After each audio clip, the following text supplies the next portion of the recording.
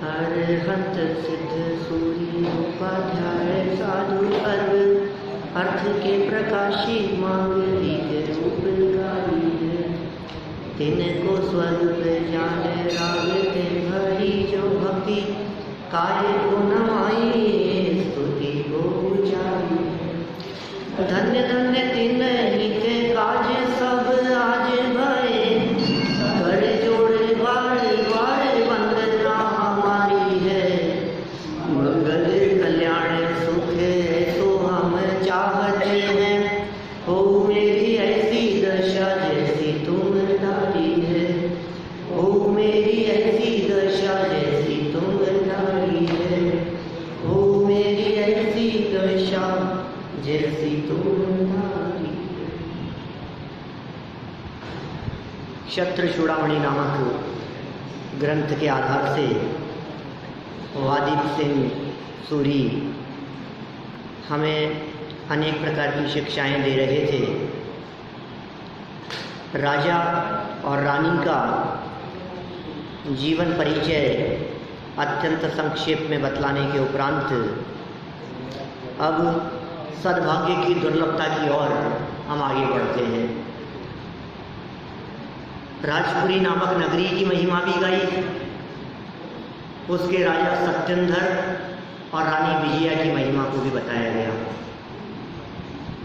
Page number 39 पर नीचे 8 number का श्लोक है, सद्भाग्य की दुर्लभता।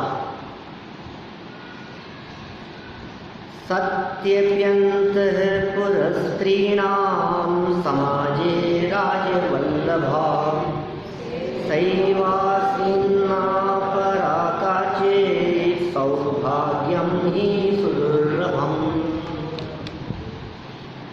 अंतःपुर स्त्रीणाम, अंतःपुर की स्त्रियों के समाजे समुदाय में अनेक रानियां सती होने पर भी अपि मन भी सा मन वह एवं मन ही राजवल्लभा राजा की प्यारी आसीत थी, अपरा दूसरी काचित कोई न नहीं। अत्र नीति ही निश्चय से सौभाग्यम अच्छा भाग्य अर्थात पति प्रियत्व सुदुर्लभम बड़ा दुर्लभ है। विजया रानी की महिमा गाते हुए ये उसकी दुर्लभता के बारे में यहाँ बतलाया। राजा सत्येंद्र के अंतःपुर में यद्यपि अनेक रानियाँ थी, राजाओं के अनेक रानियाँ हुआ ही करती हैं, तथापि नारी योग्य सर्वगुण संपन्न विजया रानी ही थी, जिसके कारण वह राजा के प्रेम की एकमात्र अधिकारिणी थी। ऐसा सद्भाग्य पति प्रेम प्राप्त होना दुर्लभ ही है। माने नारियों के लिए भी अपने पति का प्रेम प्राप्त होना ये दुर्लभ है। क्या कहना चाह रहे हैं? रानी विजया सच्चे देव शास्त्र गुरु की श्रद्धा, उनकी नित्य उपासना, देखना ये उसकी विशेषता है। माने उसकी जो महिमा है वो महिमा वास्तव में देव शास्त्र गुरु पर श्रद्धा होने की वजह से है। नित्य उपासना, जिनवाणी का अति बहुमान पूर्वक पठन पाठन, कैसे उज्जवल परिणाम थे उसके। जिनवाणी का बहुत श्रद्धा से पठन और पाठन, चिंतन मनन आदि एवं श्री गुरु द्वारा दिए गए शुद्धात्मा के उपदेश का श्रवण मनन चिंतन, सत्पात्रों को दान इत्यादि सत्कार्यों में सदैव तत्पर रहती थी। बोलो ये क्या महिमा है। ये रानी की महिमा गाकर अन्य जगत की सर्व नारियों को ऐसा बनने की प्रेरणा दे रहे हैं। देव शास्त्र गुरु पर अटूट श्रद्धा होनी चाहिए, नित्य उनकी उपासना होनी चाहिए, जिनवाणी का नित्य चिंतन मनन पठन पाठन होना चाहिए, चिंतन मनन भी होना चाहिए, श्री गुरु के उपदेश का नित्य श्रवण होना चाहिए और सत्पात्रों को दान देने के लिए निरंतर तत्पर रहना चाहिए। देखो, भाग्यशाली वे नहीं जिन्हें जगत के लोग कुछ देवें या जिन्हें पूर्व पुण्योदय से अनेक सामग्री, संपदा, वैभव, कुछ लॉटरी इनाम में प्राप्त हो जाए। जगत तो उन्हें भाग्यशाली कहता है। अरे अरे कैसे भाग्यशाली है, देखो तो इनको, इनका भाग्य तो देखो आप, कुछ भी नहीं किया इन्होंने और इनको बंगला मिल गया, कुछ भी नहीं किया और गाड़ी निकल गई। एक कूपन डाला था और देखो लॉटरी में इनके लाखों करोड़ों की संपदा प्राप्त हो गई। तो ऐसा लगता है कितने भाग्यशाली हैं। ये उसे भाग्यशाली नहीं कह रहे हैं जिसे प्राप्त हुआ है, ये उसे भाग्यशाली कह रहे हैं जो प्राप्त में से भी अन्य लोगों को दान देता है। ये है सद्भाग्य। सत्पात्रों को दान इत्यादि सत्कार्यों में सदैव तत्पर रहना, ये उसकी विशेषता थी। ऐसे शुभ कार्यों से पुण्य का विशेष बंध होता है और उसके फलस्वरूप साक्षात लौकिक सुख के साधन एवं परंपरा से निश्रेयस सुख की प्राप्ति भी होती है। निश्रेयस सुख माने ऐसा सुख जो सुख परमानेंट हो, शाश्वत हो, निरपेक्ष हो, जिसके लिए किसी की अपेक्षा न हो, ऐसा सिद्ध सुख, उसकी प्राप्ति भी होती है। पूर्व पुण्य से विजया रानी को सर्व प्रकार के इंद्रिय सुख के साधनभूत विपुल मात्रा में संयोग उपलब्ध थे, प्राप्त थे। सांसारिक सुख के बाह्य साधनों के संयोगों में पूर्वकालीन पुण्य का उदय ही मुख्य कारण होता है। यह तो परम सत्य है। आपको सांसारिक सुख आपके पूर्व में किए गए पुण्य के उदय से ही प्राप्त होते हैं। आपके साथ में बनने वाले अनुकूल और प्रतिकूल संयोग ये वर्तमान पुरुषार्थ पर निर्भर नहीं करते, अपितु पूर्व में किए गए कर्म के उदय पर निर्भर करते हैं। क्या होगा बोलो आपके भाग्य में, आपको क्या मिलेगा, संपत्ति कितनी होगी, वैभव कितना होगा, धन कितना होगा, कब तक रहेगा और कितने दिन बाद चला जाएगा, इसका निर्णय कैसे होगा बताओ। ये कैसे निर्णय हो इस बात का? तो ये कह रहे हैं इस बात का निर्णय होता है उसके पूर्व पुण्य पर, पुण्य के उदय से, पाप के उदय से, उससे पता लगता है। अरे नहीं, मैंने इतना पुरुषार्थ किया कि इतना कमा लिया, इस धोखे में मत रहना, तुम्हारे पुरुषार्थ से कमाई नहीं होती। कितना पुरुषार्थ करे बोलो कि चक्रवर्ती की संपदा जैसा इकट्ठा हो जाए, कितनी मेहनत करें, कितनी फैक्ट्रियां लगाएं, कितने बिजनेस को बढ़ाएं, क्या करें बोलो, कुछ नहीं। पुण्य के उदय से चक्रवर्तित्व का वैभव प्राप्त होता है, भाग दौड़ करने से नहीं। भाग दौड़ तो चींटी भी कम नहीं करती है, इधर से उधर चींटी भी भागती रहती है। कितना हासिल होता है, आपको जो प्राप्त हुआ है वो आपकी भाग दौड़ का फल नहीं है, उसमें पूर्वकालीन पुण्य का उदय ही मुख्य कारण है। ये मुख्य क्यों लिखा है यहाँ? इसका मतलब और भी कारण होंगे कुछ, क्या कहते हैं, पूर्वकालीन पुण्य का उदय ही मुख्य कारण है। इससे क्या लगता है और भी कारण होंगे कि हाँ, और भी बहुत सारे कारण हैं। आपके उदय के साथ साथ उसकी क्षेत्र से क्षेत्रांतर होने की योग्यता, पदार्थ की उधर से इधर गमन करने की योग्यता, फिर साथ में आपका वर्तमान भी, जो भी आपका थोड़ा बहुत उस और भाग दौड़ रही हो, वो भी सब उसमें थोड़े थोड़े कारण बनते हैं। देखिए, भोगा सक्त राजा सत्यंधर की दुर्दशा।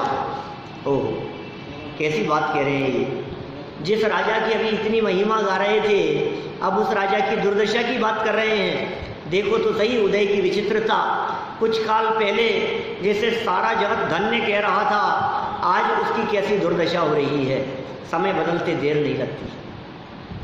कल हमने बात कही थी ना, समय नहीं लगता समय बदलने में, ऐसा ही है। भोगा सक्त राजा सत्येंद्र की दुर्दशा।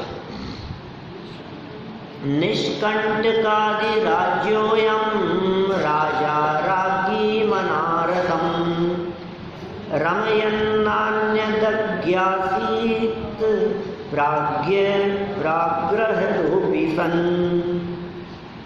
निष्कंटक निष्कंटकाधिराज्य है, निष्कंटक है राज्य जिनका, ऐसे अयम राजा, यह राजा प्राग्रह विद्वानों में अग्रसर सनपि होते हुए भी अनारतम निरंतर राज्ञीम रानी के साथ रमयन रमण करते हुए अन्य कुछ नौन नहीं अज्ञासीत जानते थे। लो क्या कह दिया इन्होंने, राजा सत्यंधर शत्रु भय आदि आपत्तियों से पूर्ण रहित,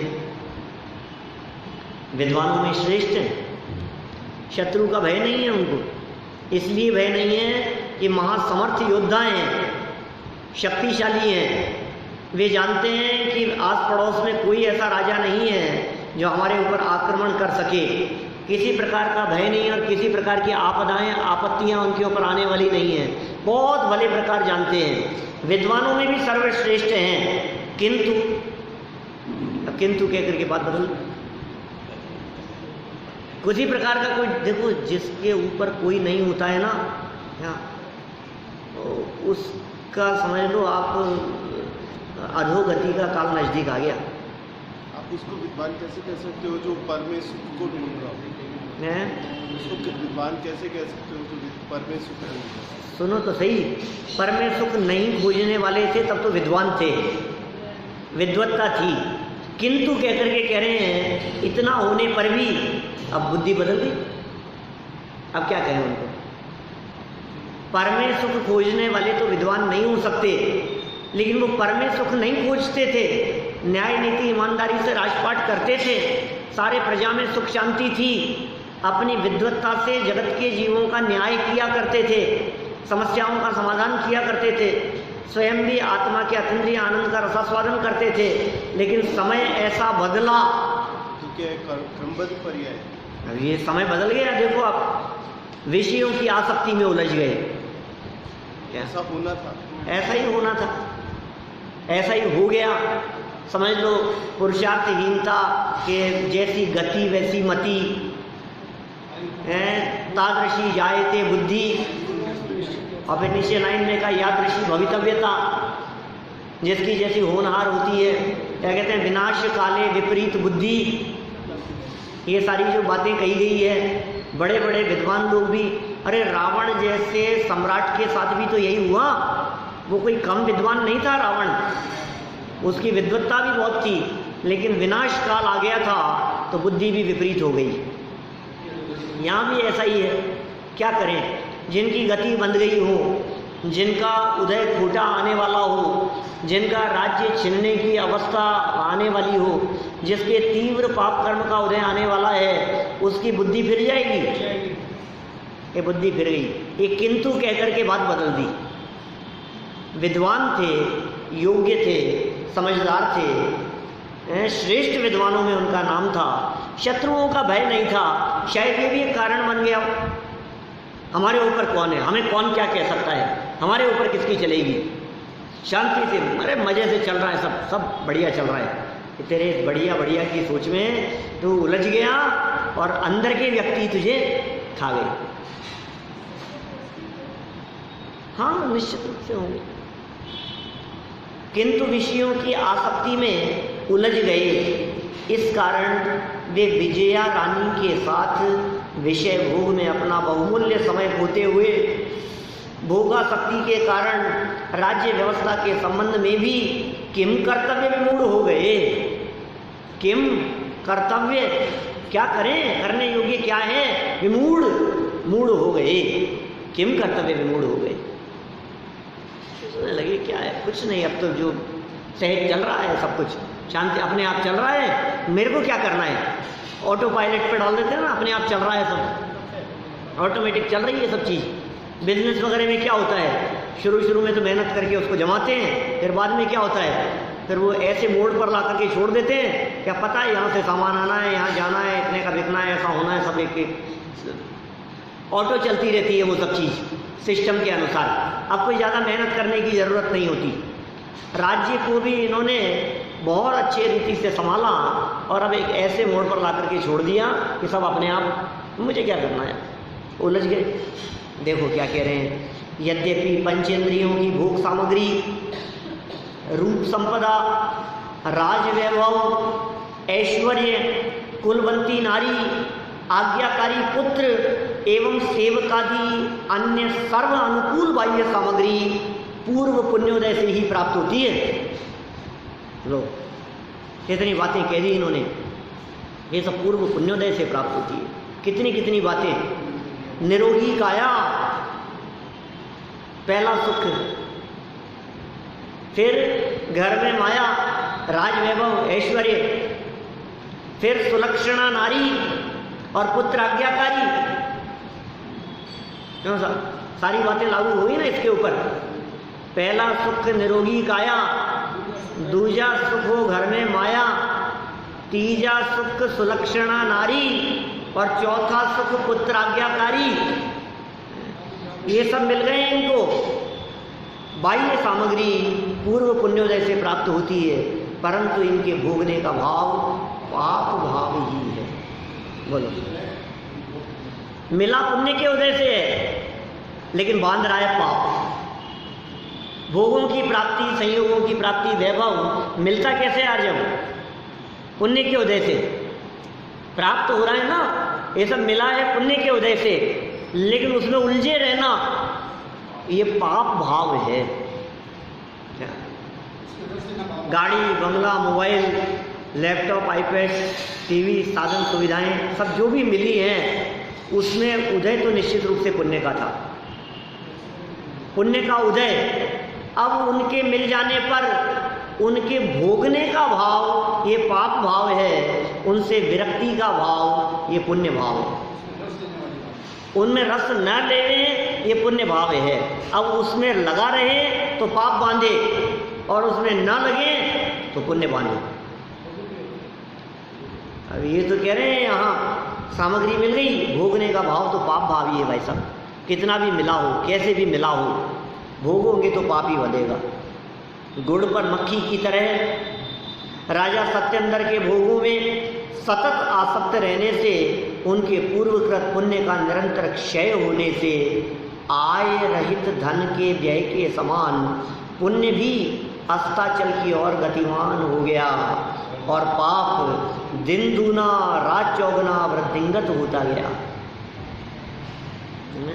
कितनी सुंदर साहित्यिक भाषा का प्रयोग किया है।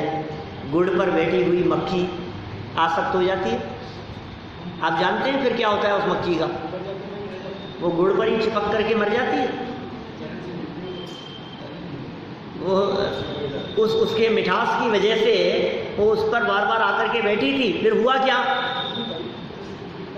उसी में पंख फंस गए और उसी में लिपट करके मर जाती है। राजा सत्येंद्र के भी भोगों में सतत आसक्त रहने से क्या होने लगा? पूर्व में किया गया पुण्य क्षीण होने लगा। समय आ गया, आपने पुण्य का फल भोग लिया बहुत, अब भोग लिया, अब क्या होगा? खत्म हो रहा है। आप जिस पुण्य को वर्तमान में भोग रहे हैं, ज़्यादा आनंद मनाने की जरूरत नहीं है, क्योंकि भोगने के काल में निरंतर पूर्व में बांधा गया पुण्य क्षीण हो रहा है। धन जिस तरह से खर्च करके अनुकूलताओं की प्राप्ति करते हैं तो धन खत्म होता है ना, उसी तरह से पूर्व में बांधा गया पुण्य भी ये फल देकर के खत्म हो रहा है। जैसे जैसे आपको ये अनुकूलताएं प्राप्त हो रही है, वैसे वैसे आपका पुण्य खर्च हो रहा है भाई साहब। पता है आपको? आपने जो भी किया था पूर्व में पुण्य बांधा था, अब आपको तो मजा आ रहा है। अच्छी घड़ी मिल गई, अच्छी गाड़ी मिल गई, अच्छा ये मिल गया, मजा आ रहा है, मजा आ रहा है, मजा आ रहा है। कि सुनो, तुम्हें तो मजा आ रहा है, वो जो खर्चा हो गया है उसका पता ही नहीं। नहीं नहीं, कोई खर्चा नहीं हुआ। अरे तुम्हें पुण्य के खर्चे की पता ही नहीं है, खबर ही नहीं। ये पुण्य खर्च को तो खर्च मानता ही नहीं है। क्या असली तो वही खर्च हुआ है। पैसे खर्च में क्या दम है? कभी कभी ऐसा भी तो हो जाता है कि पैसा खर्च बिल्कुल न हो और आपको मिल जाए। क्या ऐसा भी तो हो जाता है, किसी ने गिफ्ट दे दिया क्या आपके, लेकिन उसमें क्या लगा आपको कि किसी ने, अरे कुछ नहीं खर्च हुआ साहब, 2 पैसे भी खर्च नहीं हुए अपने, तो अपने को मुफ्त में मिल गया। क्या ये व्यक्ति क्या कहता है, अपने तो फ्री में आ गई चीज, फ्री में आ गई। फ्री में नहीं आती है, तत्संबंधी तेरा पुण्य खर्च हुआ है। बोलो, वो खर्चा इसको दिखता नहीं है। अब पुण्य खर्च हुआ है तो अंदर में पुण्य का बैलेंस कम हुआ होगा कि नहीं? अब पुण्य का बैलेंस कम हो रहा है, तू मजे मान रहा है क्या? ये धन इकट्ठा कर रहा है ना, ये जैसे जैसे धन इकट्ठा कर रहा है तिजोरी में माल बढ़ रहा है, इसको मजा आ रहा है। बैंक बैलेंस बढ़ रहा है, इसको मजा आ रहा है, बढ़ रहा है, बढ़ रहा है, बढ़ रहा है। कह रहे मूर्ख, तेरे पुण्य का बैलेंस कम हो रहा है। तुझे तिजोरी और लॉकर में धन बढ़ता हुआ नजर आ रहा है, लेकिन ज्ञानी कहते हैं तेरे पुण्य का बैलेंस कम हो रहा है। और पुण्य का बैलेंस यदि कम होते होते खत्म हो गया तो फिर क्या होगा? ये कह रहे हैं यहाँ, निरंतर क्षीण होने से क्या, पूर्वकृत पुण्य का निरंतर क्षय होने से आय रहित धन के व्यय होने के समान। इनकम नहीं है और खर्चा हो रहा है। आमद कमती खर्च घनेरा, ये लक्षण मिट जाने का, लुट जाने का, खत्म हो जाएगा। आमदनी नहीं है और खर्च हो रहा है। देखो, जो लोग भोग विलासिता और संपत्ति को प्राप्त करके दान नहीं देते हैं, उस संपत्ति और धन का उपयोग परोपकार में नहीं करते हैं, उन लोगों के लिए ये उपमा दी है आय रहित व्यय। क्योंकि पुण्य की इनकम तो बिल्कुल नहीं है और पुण्य का खर्चा हो रहा है। संपत्ति बढ़ती जा रही है, दान देता नहीं है, कुछ भी परोपकार करता नहीं है, दूसरों की हेल्प सहयोग करता नहीं है, तो क्या होगा? आय रहित व्यय के समान। और एक बहुत सुंदर उपमा दी है, अस्ताचल की ओर गतिमान हो गया है उसका पुण्य। अस्ताचल, पुण्य अस्त होने वाला है, अस्ताचल की ओर बढ़ गया। कहाँ जा रहा है ये? तो फिर क्या करें बोलो? ये तो पुण्य अस्त हो रहा है कि सुनो, जिन ज्ञानी जीवों की दृष्टि स्वभाव पर नहीं होती है, उनके साथ इसी तरह की परिस्थितियां बनती है, क्योंकि पुण्य का उदय ज़्यादा समय तक नहीं रहता। ये जगत का स्वरूप है। ये अकेले राजा सत्येंद्र की बात नहीं है, ये सबका स्वरूप है कि पुण्य के बाद में पाप और पाप के बाद में पुण्य, ये उदय बदलता ही रहता है। ये उदय ना बदले तो फिर संसार दशा ही क्या है? अरे साहब, फिर संकट आ गया, फिर अब तो सब निपट गया और फिर आ गया। ये क्या हुआ? एक संकट निपटता है तो उसका निपटना, इसका मतलब किंचित साता का उदय आया, और वो साता का उदय थोड़ा बहुत भी नहीं चलता कि दूसरी आफत आ जाती है, ये पाप का उदय आ गया। तो पाप का उदय आ गया तो पाप का ही चलता रहेगा क्या? कि नहीं नहीं, थोड़े समय बाद में वो पाप का उदय भी अस्त होगा और पुण्य का उदय चालू हो जाएगा। ये जगत का स्वरूप इसी प्रकार का है। इसलिए क्या करना? तो दौलत राम जी ने शिक्षा दी है, पुण्य पाप फल माही हर्ष दिल खो मत भाई, यह उद्गन पर जाए उपज दिन से फिर नाही, ये मानुष पर आए लाख बात की बात यही निश्चय और लाओ, तोरी सकल जग द्वंद फंद निज आत्म ध्याओ। क्या कितने सुंदर बात कह दी बोलो। पुण्य पाप फल माही हर्ष विलखो मत भाई, पुण्य के उदय में हर्षित मत हो और पाप के उदय में विलखो मत, हर्ष विलखो मत भाई। क्यों? ये पुद्गल पर्याय है, ये पुद्गलों की अवस्था है। उपज दिन से उत्पन्न होती है और विनाश को प्राप्त होती है, स्थिर नहीं, ये स्थिर नहीं है, अस्ताचल की ओर चलता गया और पाप दिन दूना रात चौगुना वृद्धिंगत होता गया। पुण्य क्षीण होता गया और पाप वृद्धिंगत होता गया। विषयानुराग किसी भी इंद्रिय का क्यों ना हो, उसका भोग वर्तमान काल में पाप एवं दुख रूप ही है, कितना भी क्यों नहीं हो। विषयों का राग कैसा भी हो और भविष्य काल के दुख का कारण है। इसलिए पुण्योदय के काल में विषयों से विरक्त रहकर सच्चे देव शास्त्र गुरु के आश्रय से जीवन को धर्ममय बनाना चाहिए। यही मनुष्य भव एवं पुण्य फल प्राप्ति की सार्थकता है। पुण्योदय के काल में क्या करना? पाप के उदय में तो भगवान याद आते हैं, पाप के उदय में तो हमारे को परमात्मा दिखते हैं।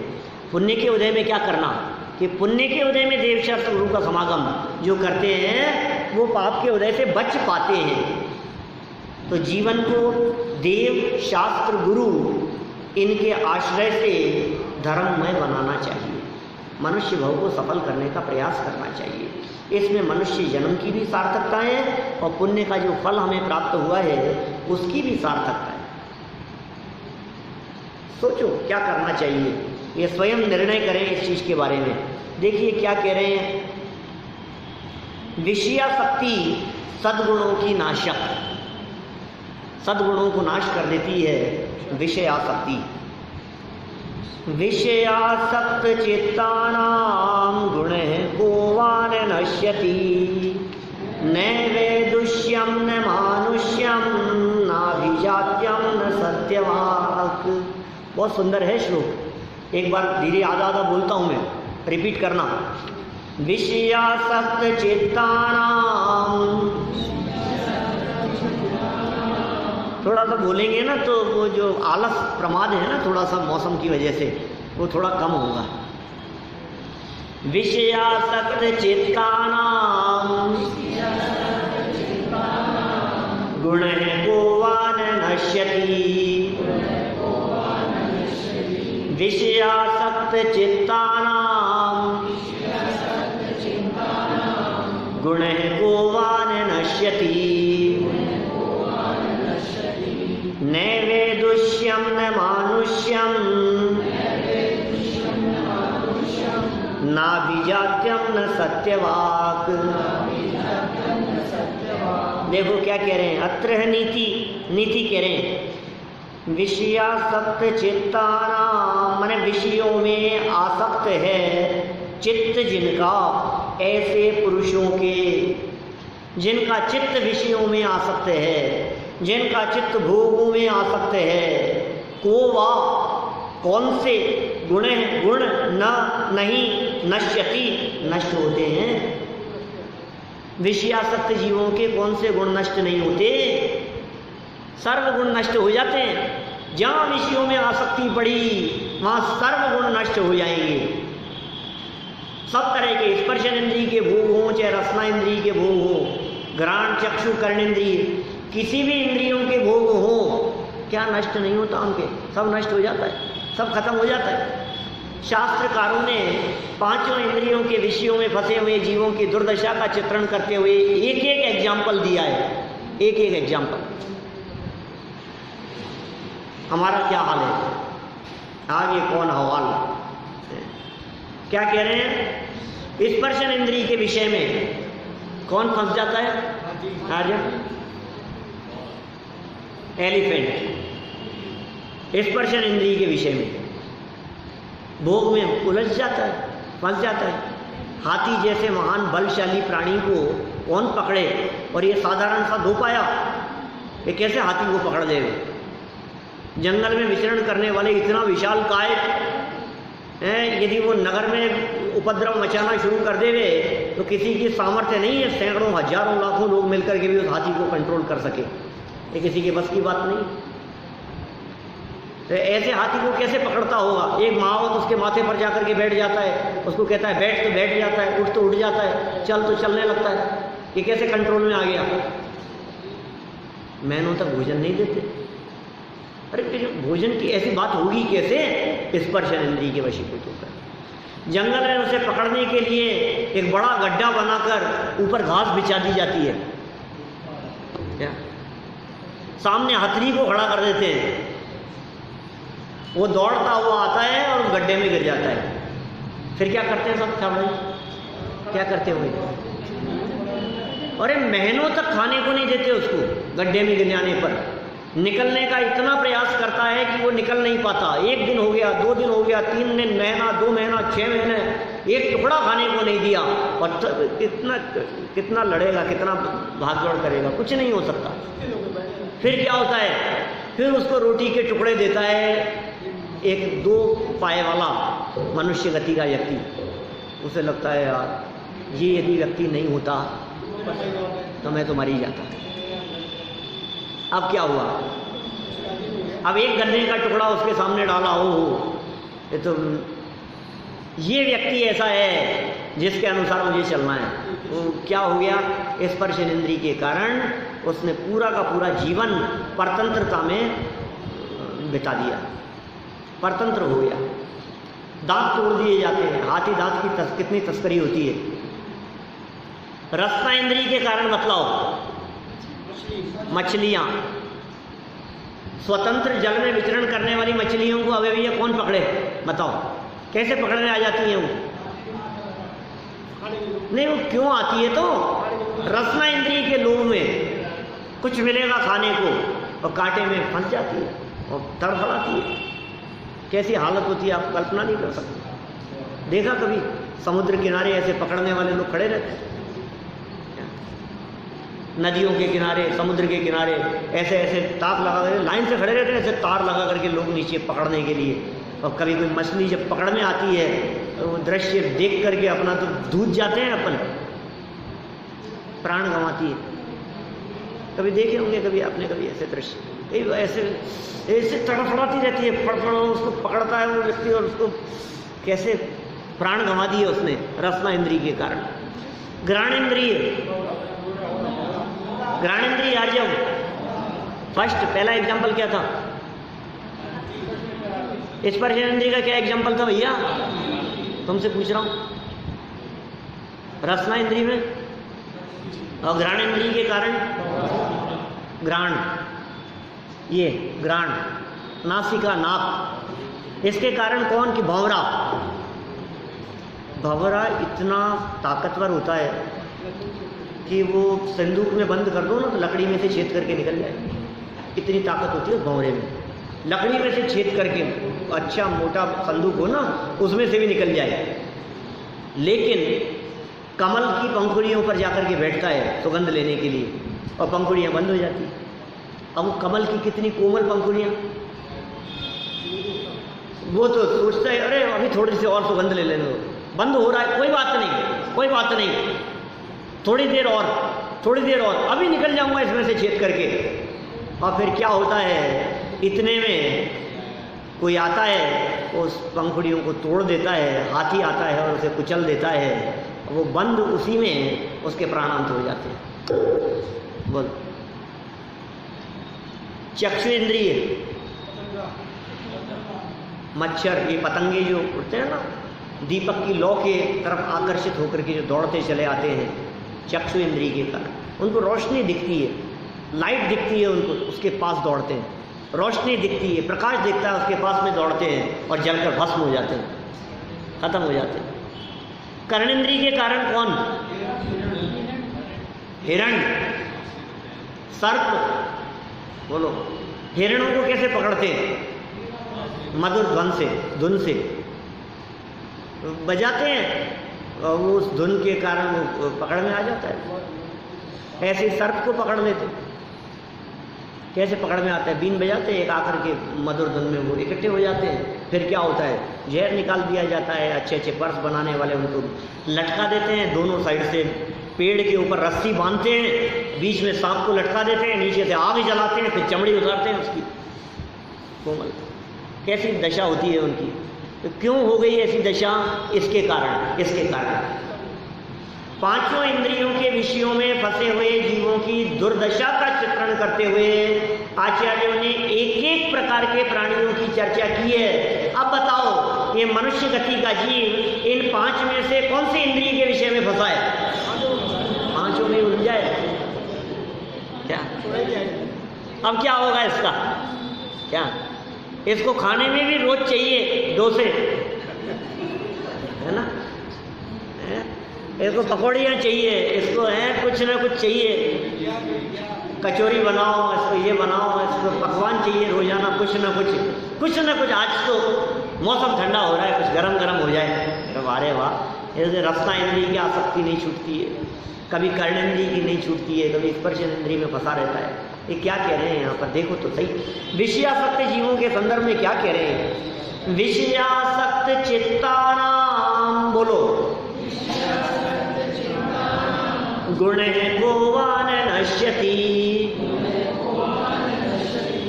न वैदुष्यम न मानुष्यम, न विजात्यम न सत्यवाक। ओ, क्या कह रहे हैं? विषयों में है आसक्त चित्त जिनका, ऐसे पुरुषों के, को वा, कौन से गुण हैं? गुण न माने नहीं, नश्यति, नष्ट होते हैं। कौन से गुण नष्ट नहीं होते? तेषुम, उनमें, न वैदुष्यम, न पंडितपना, न मानुष्यम, न मनुष्यपना, और न अभिजात्यम, न कुलीनता, न सत्यवाक, न सच्चाई रहती है। सब खत्म हो जाता है। पुण्य के कारण से इंद्रियां बढ़ती चली जाती है। पुण्य के उदय से तो वो भोग सामग्री मिली थी, इंद्रियां भी तो बढ़ती है, जो भी है। अब ये पाप भाव किया तो सब अस्ताचल की ओर चलते जा रहे हैं। देखो कैसी दुर्दशा होगी। सरल हाथ देखो नीचे। पंचेंद्रियों के विषयों में आसक्त मनुष्य का, मतलब 3 इंद्रिय था, भूरा था, और भूरे का घ्राणेंद्रिय से बच गया, फिर भौरा 4 इंद्रिय है, तो 4 इंद्रिय है। हाँ, तो फिर अगले जन्म 4 इंद्रिय का बनेगा उसमें। नहीं, वो खुद 4 इंद्रिय है अभी भौरा, लेकिन घ्राण इंद्रिय के चक्कर में फंसा है। घ्राण तीसरे नंबर की इंद्रिय है, लेकिन देखता है ना, देख करके उड़ता है कहाँ जाना है, और सुगंध के पास भी जाता है। उड़ने की सामर्थ्य जिन छोटे छोटे प्राणियों में दिखती है, वो सब 4 इंद्रिय जीव होते हैं। इंद्रिय कैसे बढ़ती चली? इंद्रियां कहाँ बढ़ रही है? पुण्य के उदय से बढ़ेगी। अभी पता नहीं वो मर के कहाँ चला जाएगा। अभी विषयासक्त हुआ तो अभी भौरा कहाँ, पता नहीं कौन सी जगह जन्म लेगा।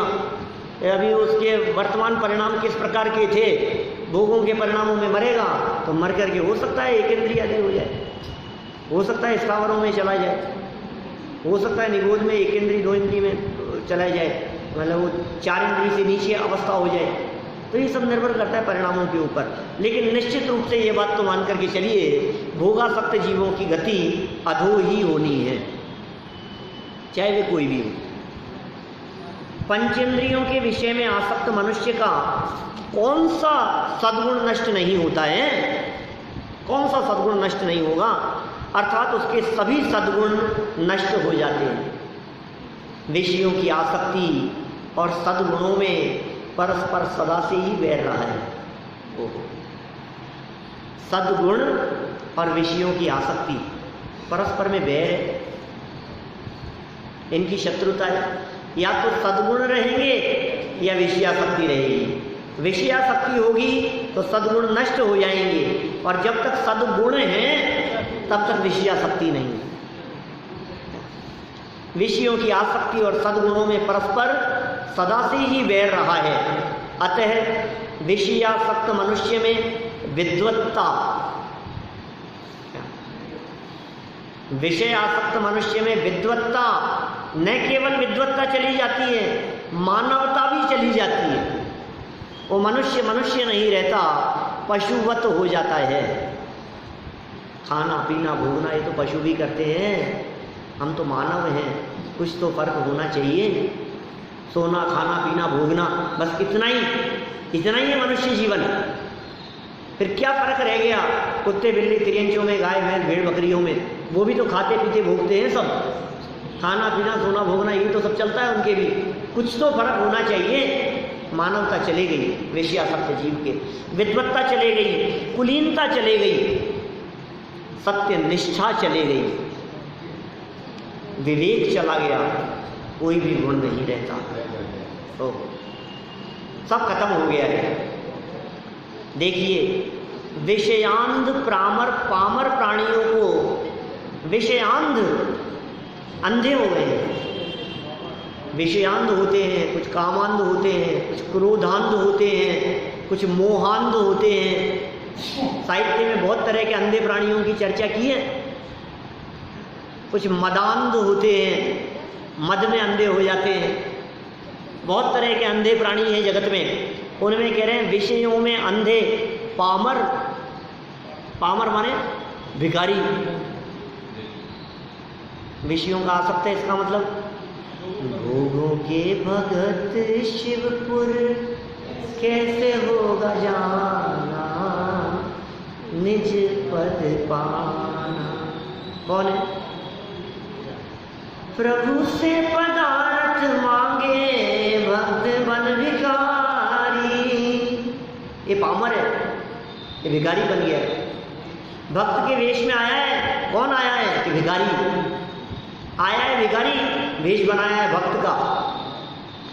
प्रभु से पदार्थ मांगे भक्त बन भिखारी। और प्रभु क्या कहते हैं? भोगों के भगत तेरा हो, भोगों के भगत शिवपुर। हमारा भक्त नहीं है तू क्या? तो हमारे पास में आया है भोगों की कामना रख करके। हम समझते थे तू हमारा भक्त है, लेकिन जैसे ही तूने डिमांड शुरू की हमें पता लगा तू तो भोगों का भक्त है। ये क्या कह रहे हैं? पामर प्राणियों को पंचेंद्रियों के विषयों में से स्पर्शेंद्रिय को जीतना अत्यधिक कठिन होता है। पामर है, अत्यंत कठिन है। कामासक्त व्यक्ति को तो 3 लोक में स्त्री भोग ही सर्वश्रेष्ठ भाषित होता है। उसके बिना जिसे अपनी जीवन लीला ही समाप्त होती हुई भाषित हो, उसे स्पर्शन इंद्रिय पर विजय प्राप्त करना अशक्य ही है। वो फंस गया। रानी विजया पर विशेष लुब्ध होने से राजा सत्येंद्र ने मानो सभी सद्गुणों को तिलांजलि ही दे दी हो। अब कह रहे थे ना आप विद्वान ये कैसे कर सकता है? अब विद्वान कहाँ रहा? उसकी विद्वत्ता जाती रही। लिखा ना इसमें, न वैदुष्यम न मानुष्यम, वैदुष्यपना चला गया, उसकी विदुषा, उसकी विद्वत्ता चली गई। ये कैसे चले गई? ये विषयासक्त हो गया। और कितना सुंदर वाक्य ऊपर कहा था, परस्पर में वैर है। विषयासक्ति और सद्गुणों में परस्पर वैर है। बोलो, आप विषयासक्त हैं कि सद्गुण वाले हैं? सद्गुण वाले होंगे तो विषयासक्त नहीं होंगे। उसे स्पर्शेंद्रिय पर विजय प्राप्त करना अशक्य ही है। रानी विजया पर विशेष लुब्ध होने के कारण होने से राजा सत्येंद्र ने मानो सभी सद्गुणों को तिलांजलि ही दे दी है। उन्होंने विवेक रूपी नेत्र को फोड़ ही डाला हो। ओ, आंखें फूट गई जिसकी, अंधे हो गए हैं। ज्ञान नेत्र जिसके बंद हो गए हैं, फूट गए हैं, क्या होगा? मानो विवेक तो उनमें नाम मात्र को भी न रहा हो। विवेक नहीं रहा, बुद्धि नहीं रही, बुद्धि भ्रष्ट हो गई। क्या करें? आत्मा के रस से दूर हो गए। लेकिन देखो, जैसे ही समझदारी जागृत होगी वैसे ही स्वभाव का अवलंबन ले लेंगे। विषयों का रस टूट जाएगा और स्वभाव का रस प्रगाढ़ हो जाएगा। ऐसा होता है। आत्मा के स्वभाव से दूर गए, स्वभाव से दूर गए तो विषयों में आनंद आने लगा। विषयों से दूर हुए तो स्वभाव के नजदीक आने लगे। स्वभाव से दूर विषयों के पास और विषयों से दूर स्वभाव के नजदीक। अभी काल बदलने वाला है, समय बदलते देर नहीं लगेगी। थोड़े समय में सारी वस्तु स्थिति क्लियर हो जाएगी और फिर क्या होगा? जो सद्गुण नष्ट हो गए थे वे सद्गुण पुनः प्राप्त होने की स्थिति बनेगी। अभी तो यहाँ कामासक्त मनुष्य की अदूर दृष्टि की यहाँ बात कर रहे हैं कि वो भविष्य के बारे में नहीं सोचता है। ये भी नीतिकारों की नीति के अंतर्गत ही बात कही है। कल आगामी श्लोक से बात को आगे बढ़ाएंगे। कभी यहीं